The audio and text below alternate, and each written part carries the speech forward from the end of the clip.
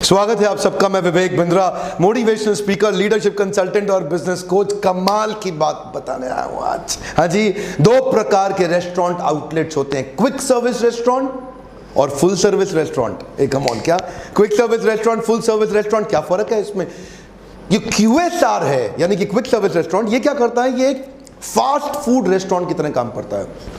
और ये full service, ये तो वो है जहाँ पूरा आपको world cuisine, international multinational cuisine मिलेगा, हर चीज़ खाने के लिए मिलेगी। आप टेबल पे शानदार रेस्टोरेंट के अंदर जाके बैठ जाइए, आपके पास आएगा, पूछेगा आप क्या लेना चाहेंगे, sir what would you like to have. ये है फुल सर्विस रेस्टोरेंट। यहाँ पे आप बैठ करके ऑर्डर करिए, वो लेकर के आएगा। नॉर्मली थोड़ा रीजनेबली महंगा होता है। फुल सर्विस रेस्टोरेंट 5 साल के अंदर 90% से ज़्यादा रेस्टोरेंट बंद होते ही होते हैं।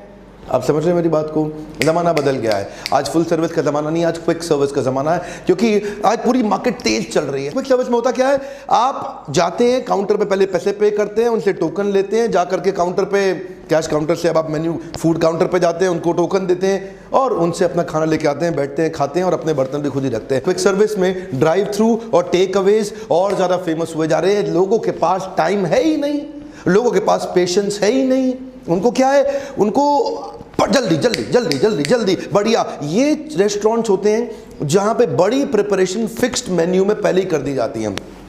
फुल सर्विस में बहुत सारी प्रिपरेशन होती हैं, आपको कुछ भी चाहिए उनको आपको खिलाते हैं बढ़िया से। आप किसी भी तरीके का बोलो, दाल मखनी, लच्छा पराठा, शाही पनीर, कुछ चाहिए, south Indian, north Indian, east Indian, ये वो, चाइनीज, मुझे जापानीज चाहिए, मुझे अलग अलग प्रकार के मेन्यू। क्विक सर्विस रेस्टोरेंट में लिमिटेड मेन्यू है, सेमी कुक्ड है लेकिन बड़ा बल्क में कुक्ड है, बहुत सारी क्वांटिटी पहले ही कुक कर लेते हैं, वही सेम इंग्रेडिएंट, वही आइटम, वही कुक होगा और उसको जैसे ही वो मांगेगा इतना अरेंजमेंट कर रखा होगा कि 3 से 5 मिनट के अंदर लो पकड़ो खाओ। आने वाले समय में 51,000 करोड़ की ये इंडस्ट्री है हमारे देश के अंदर।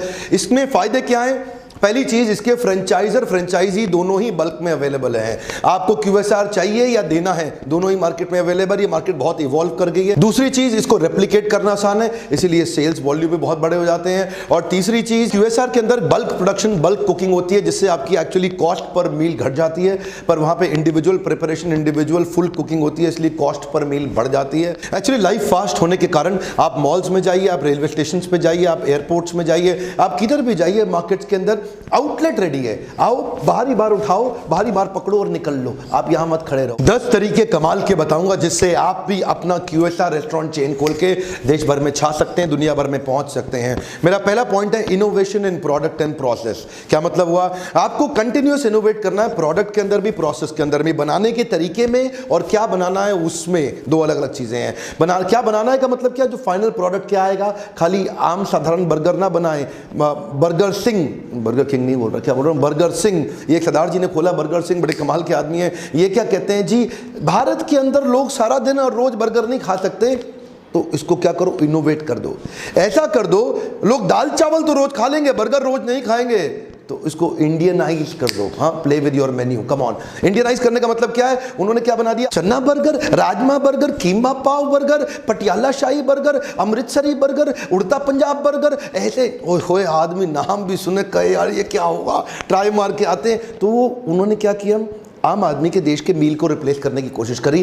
प्रोडक्ट के अंदर इनोवेशन। अभी वो जो है ना आपका, क्या नाम है, वाव मोमो, वो भी अलग अलग तरह के मोमो बना रहा है। कह रहा है चॉकलेट मोमो लो, मैं डेजर्ट तो दे नहीं सकता, मोमो ही देता हूं, तो चॉकलेट मोमो खा लो आप। हाँ, कहता है सिजलर मोमो, धुआं निकल रहा है, कुछ अच्छा लग रहा है, जो दिखता है वो बिकता है। तो जी पहला पॉइंट समझ लीजिए, अपने प्रोडक्ट को बनाने के तरीके में, जिसको बोलते हैं प्रोसेस, और फाइनल प्रोडक्ट में, जिसको बोलते हैं वो जो खाने के आइटम आप बेच रहे हैं, दोनों में कंटिन्यूअस इनोवेशन करते रहिए। दूसरा पॉइंट है, without software your outlet is a piece of hardware. क्या मतलब हुआ जी?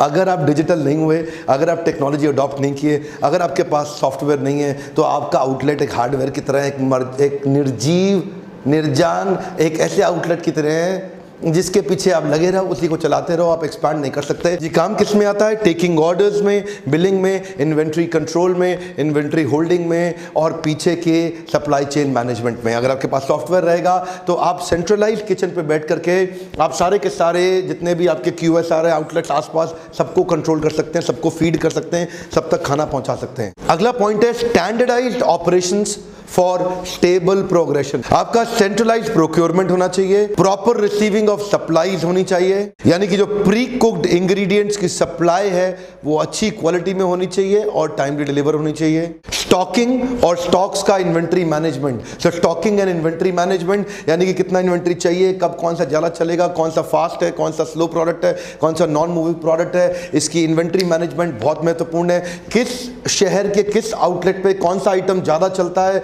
उसकी इन्वेंट्री वहाँ कैसे ज़्यादा पहुँचाई जाए। जैसे वेस्ट दिल्ली में पंजाबी ज़्यादा चलता है और साउथ दिल्ली के अंदर थोड़ा कॉन्टिनेंटल ज़्यादा चलता है। आपको देखना पड़ेगा कौन सा मेन्यू किधर कहाँ ज़्यादा रन करता है। आपका क्वालिटी कंट्रोल और कंटिन्यूस ऑडिट बहुत इंपॉर्टेंट है। क्या क्वालिटी कंट्रोल एंड ऑडिट, इसका मतलब क्या है, आपके खाने बनाने से लेके, डिलीवरी से लेके, पैकेजिंग से लेके, सर्विस से लेके, बिलिंग से लेके, कुकिंग, हर जगह पे आपका क्वालिटी कंट्रोल बहुत इंपॉर्टेंट है। और हर एक डिपार्टमेंट पे ऑडिट करते रहिए, हर एक आउटलेट का ऑडिट करते रहिए और मदर किचन का भी ऑडिट पूरी तरह से करिए। इसी के साथ आउटलेट पे हायरिंग, वहाँ पे एम्प्लॉयज़ की ट्रेनिंग, उनके साथ वहाँ के एम्प्लॉयज़ का कॉन्डक्ट, कस्टमर कंप्लेंट को हैंडल करने का तरीका, filing the reports, responsibility of food preparation, quality service, safety, cleaning and maintenance. तो ये सब बहुत एक्सट्रीमली इंपॉर्टेंट है जब आप एक स्टैंडर्डाइजेशन लाने की कोशिश कर रहे हो, हर जगह एक जैसा ही हो।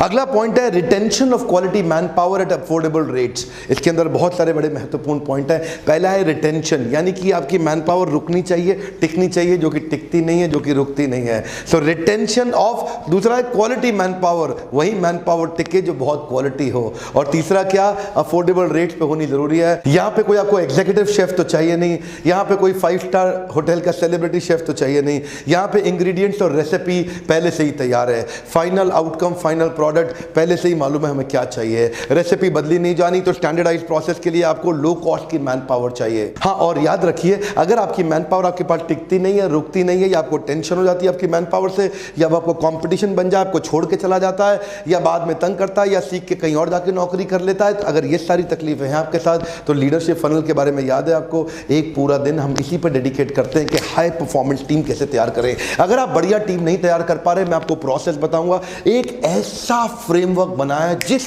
एक फ्रेमवर्क आपकी कंपनी में मैन पावर बिल्ड करने के तरीके को बदल देगा। एक ऐसा शक्तिशाली फ्रेमवर्क हम आपको देते हैं, वहां पे हाई परफॉर्मेंस टीम को कैसे तैयार किया जाए। इसी नंबर पे फोन करिएगा, पूछिएगा हमारी टीम से, हमारे काउंसलर से बात करिए, वो आपको गाइड करेंगे कि कैसे आप एक हाई परफॉर्मेंस टीम को तैयार कर सकते हैं। अगला पॉइंट क्या है, standardization on values and behaviours. ये वैल्यूज और बिहेवियर्स का मतलब क्या हुआ, आपके एम्प्लॉइज की वैल्यूज और उनका बिहेवियर, यानी कि उनका विचार और उनका व्यवहार, ये सारे आउटलेट में एक जैसा होना चाहिए। इसके लिए ट्रेनिंग प्रोसेस बिल्ड करना पड़ेगा और ट्रेनिंग प्रोसेस से ही स्टैंडर्डाइजेशन आएगा। इमेजिन करिए, अगर एक बड़े से मॉल के अंदर आपका आउटलेट खुला हुआ है और उसमें बहुत सारे और भी स्टोर हैं, और वहीं पे आपके आउटलेट के पास एक आदमी, जो मतलब जो आपका जो बिलिंग काउंटर में बंदा खड़ा है, वो जैसे ही कोई जाता है उसको मुस्कुरा के ग्रीट करता है, good morning sir, how are you, ऐसे करके ग्रीट करता है। Nobody will miss that beautiful lovely smile, कोई मिस ही नहीं कर सकता। ये क्या हो गया, एक स्टैंडर्डाइज्ड बिहेवियर हो गया। आप पास से बंदा निकल जाए और आप ऐसे आउटलेट पे खड़े होकर मुस्कुराएं, sir how are you sir, good morning sir, how is your day today sir, ऐसा करके अगर कोई उसको एक स्टैंडर्डाइज्ड बिहेवियर दे दे, कोई मिस कैसे करेगा सर, कैसे। मुस्कुराना लोग भूल गए हैं, मुस्कुराते हुए इंसान को कोई कैसे मिस कर देगा सर। मेरा अगला पॉइंट है आहा फूड। एक कमॉन, क्या आहा, जरा मेरे चेहरे को देखिए, जरा आप भी कर सकते हैं, थोड़ा सा एक्टिंग करिए मेरे साथ। क्या खाना बनाया था, ये वाली फीलिंग मैं चाहता हूं कि आपके आउटलेट से लोगों को निकलने के बाद आ रही है, उनको ऐसा लगना चाहिए रिकॉल वैल्यू में घुस जाए, ओए ओए, एक बार और बोलना जरा, मेरे साथ कर, चलो पकड़ो मोबाइल को, ध्यान से पकड़ो, फिर से बोलो ओए होए। क्या ऐसा खाने में आप टेस्ट दे पा रहे हैं? हाँ, स्टैंडर्डाइजेशन के चक्कर में कहीं ऐसा तो नहीं है कि स्टैंडर्ड सा ही खाना रह गया हो, जेनरिक सा खाना रह गया हो। इंश्योर करिए कि आउटस्टैंडिंग आहा फूड हो जाए। अगला पॉइंट है अनयूजुअल एक्सेप्शनल स्पीडी सर्विस। इसका मतलब क्या हुआ, देखिए आप एक क्विक सर्विस रेस्टोरेंट चला रहे हैं, आप फास्ट फूड का मतलब फास्ट होता है, फास्ट फूड का मतलब स्लो नहीं होता है। अगर आप फास्ट फूड रेस्टोरेंट रन करते हुए भी खाना देर से सर्व कर रहे हैं, स्विच कर जाएगा कस्टमर स्विच कर जाएगा, छोड़ जाएगा, निकल जाएगा। आज कस्टमर लॉयल्टी नाम की कोई चीज नहीं रह गई है, आज लॉयल्टी खत्म होती जा रही है। जो बढ़िया सर्विस दे कस्टमर स्विच कर जाएगा, इधर निकल जाएगा।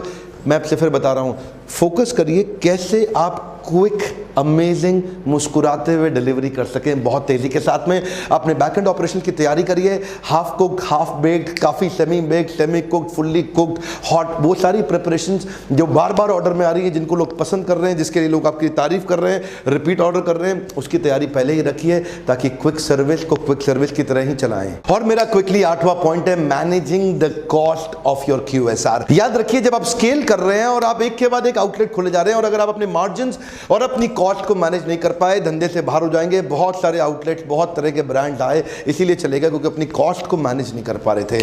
पीछे की कॉस्ट, ऑपरेशंस की कॉस्ट बहुत पड़ जाती है, उसको शुरू से ही पकड़ के चलना पड़ेगा आपको, तभी आप स्केल अप कर पाएंगे, वरना expansion without gross margin is committing suicide. आपको ध्यान रखना पड़ेगा कि आपके रॉ मटेरियल्स जिसकी कॉस्ट फ्लक्चुएट कर रही है उसको कंट्रोल रखें, हाई रेंटल्स को देख के रखें, लेबर कॉस्ट को पहले ही पकड़ के रखें। और अगर आपकी फूड कॉस्ट भी फ्लक्चुएट हुई तो जिन दिनों आपकी सेल्स कम है और आपके फिक्स्ड एक्सपेंसेस फिक्स्ड के फिक्स्ड ही हैं, वो दिन आपको बहुत तकलीफ देगा, बहुत दर्द देगा, चुभेगा। आप ब्रांडिंग, मार्केटिंग और एडवर्टाइजिंग का बजट तो रख ही नहीं पाएंगे। लेट्स से आप एक पनीर टिक्का बर्गर बना के खिलाते हो जिसमें 300 ग्राम पनीर लग जाता है और 10 ऑर्डर आपने सर्व करने पे 3 किलो पनीर लग जाएगा। समझ रहे हो ना मेरी बात को? 300 ग्राम मल्टीप्लाइड बाय 10 ऑर्डर मतलब 3 किलो पनीर लगना ही था। लेकिन अगर 9 ऑर्डर के अंदर आपका 3 किलो पनीर चला गया तो ये आपको पहले ही इंडिकेशन दे देगा, ढूंढो वो 300 ग्राम किधर गया। ये छोटे छोटे सी आपकी लीकेजेस और वेस्टेजेस आपको बचा सकते हैं। अगला पॉइंट है maintain your average ticket size. ये ATS बहुत इंपॉर्टेंट है। कई बार लोग ऐसा छोटा सा क्विक सर्विस रेस्टोरेंट बना देते हैं जिसमें एवरेज टिकट साइज 30-40 रुपए का ही रह जाता है। लोग आते हैं 20-25 रुपए का एक बर्गर लिया, निकल लिए, एक आइसक्रीम उठाई, निकल लिए, एक छोटी सी आइटम उठाई, निकल लिए। ऐसा ना हो जाए कि वो निकल लिए, एक दिन आपको भी इधर से निकलना पड़ जाए। हाँ, एवरेज टिकट साइज धीरे धीरे बड़ा करो, नहीं तो जो आया है वो जाएगा। एक बार और बता रहा हूं, अपने स्नैक को मील में कन्वर्ट करने की कोशिश करो। वन मोर टाइम, एक 25-30 रुपए का कोई स्नैक ले रहा है आपसे 40 रुपए का, क्या आप उसको कोई एक ऐसी एड ऑन वैल्यू दे सकते हो जिसके कारण वो मील में कन्वर्ट हो जाए? अपने डोमिनोज को बहुत देखा है, अपने मैकडॉनल्ड्स को देखा, अपने कई औरों को देखा है, उनके पास एक आइटम लेने जाओ तो कहते हैं अगर ये ले लोगे तो ये भी मिल जाएगा। क्या ये ले रहा था, ये ले लो तो ये भी मिल जाएगा? ओए हो, दे दो। ये क्या किया इन्होंने एक स्नैक को छोटे से एक बड़े मील में कन्वर्ट कर दिया। अपने एवरेज टिकट साइज देखने से क्या होगा, आपका टर्नओवर तुरंत डबल हो जाता है, क्योंकि अपने नया प्रोडक्ट लाइन उसमें ऐड कर दिया, पूरा मील बना दिया, एक कोल्ड ड्रिंक भी कर दिया, एक फ्राई भी कर दिया, एक बर्गर भी कर दिया, ओए हो सब दे दो मुझे। ये क्या हुआ, आपका टर्नओवर डबल हो गया, टिकट साइज डबल होता ही। ऐसे ऑपरेशंस को सीखना चाहते हैं, ऐसे बिजनेस मैनेजमेंट को, इन टूल्स को, QSR को एक्सपैंड करने के तरीकों को और बिजनेस के मेथड जिनसे आपको J कर्व मिलता हो, $1 मिलियन स्ट्रैटेजी समझने के लिए आपको पता है मेरा आंसर क्या है। मैंने ये 6 महीने का प्रोग्राम बनाया लीडरशिप फनल, और इस 6 महीने के अंदर हम इतनी J कर्व स्ट्रैटेजीज देते हैं, इतनी ग्रोथ स्ट्रैटेजीज देते हैं, इतनी $1 मिलियन स्ट्रैटेजी देते हैं कि हर इंडस्ट्री को लोग आते हैं और क्या बोलते हैं, वो आपने हर टेस्टिमोनियल में सुना है, 6 महीने के अंदर उनकी जिंदगी और उनका गेम पूरी तरह बदल जाता है। अगर आप भी अपने बिजनेस को एक्सपैंड करने का सोच रहे हैं, चैनल पार्टनर तैयार करने का सोच रहे हैं, फ्रेंचाइजी बिल्ड करने का सोच रहे हैं, ऑपरेशंस एक्सपैंड करने का सोच रहे हैं, स्केल अप करने के बारे में सोच रहे हैं, अगर आपके भी मन में आ गया है कि आप अपने धंधे को बड़ा कर सकते हैं, बहुत बड़ा कर सकते हैं, तो अभी काउंसलर्स को फोन करिए, इसी नंबर पर फोन करिए, पूछिए उनसे कि कैसे लीडरशिप फनल का 6 महीने का प्रोग्राम आपकी जिंदगी को बदल सकता है। आज नीचे कमेंट बॉक्स में लिखिए आप क्या करते हैं और किस विषय में सीखना चाहते हैं। वन मोर टाइम, आप क्या करते हैं, आपका क्या बिजनेस है, क्या नौकरी है, क्या प्रोफेशन, आप किसके विषय में सीखना चाहते हैं। अलग अलग प्रकार के नीचे आ रहे थे ना कमेंट, उसी को देख देख के वीडियो बनाता हूं, ऐसे नहीं बनाता, मैं अपनी मर्जी से चूज करता नहीं। हर कमेंट बॉक्स में हर कमेंट को पढ़ता हूं ध्यान से जाकर के, रिप्लाई नहीं कर पाता, आपको टाइम नहीं रहता कई बार, लेकिन पढ़ता जरूर हूं आपके हर कमेंट को। नीचे लिखिए आप क्या करते हैं और किस विषय में और सीखना चाहते हैं। एक एक वीडियो को बनाने में बहुत मेहनत लगती है, लाइक जरूर कर दिया करिए, फिर से बोल रहा हूं, जरूर लाइक कर दिया करिए और शेयर करिए हर उस व्यक्ति को जो अपने बिजनेस को बड़ा करना चाहता है, जो मल्टीपल आउटलेट तक पहुंचना चाहता है। अपने दोस्तों में नॉलेज शेयर करना आलतू फालतू के वीडियो से ज्यादा अच्छा है इस प्रकार के वीडियो शेयर करना। सब्सक्राइब हो सकता है आपने कर दिया हो, अगर बेल आइकॉन को हिट नहीं करोगे तो नोटिफिकेशन आप तक नहीं पहुंचेगा। ऐसा ना हो कि आपका कंपटीशन आपसे पहले सब कुछ सीख जाए। दुनिया भर की बेस्ट यूनिवर्सिटीज की सारी नॉलेज और अंडरस्टैंडिंग आज हम आपको इस यूट्यूब चैनल पर लाके दे रहे हैं, ताकि जिसने MBA नहीं किया उसे करना ना पड़े और जिसने कर लिया उसकी पढ़ाई अच्छे से ढंग से कंप्लीट हो सके। मेरे साथ जुड़े रहने के लिए हर बार वापस आके हमारे YouTube के वीडियोस को देखने, लाइक शेयर सब्सक्राइब करने और करवाने के लिए आप सब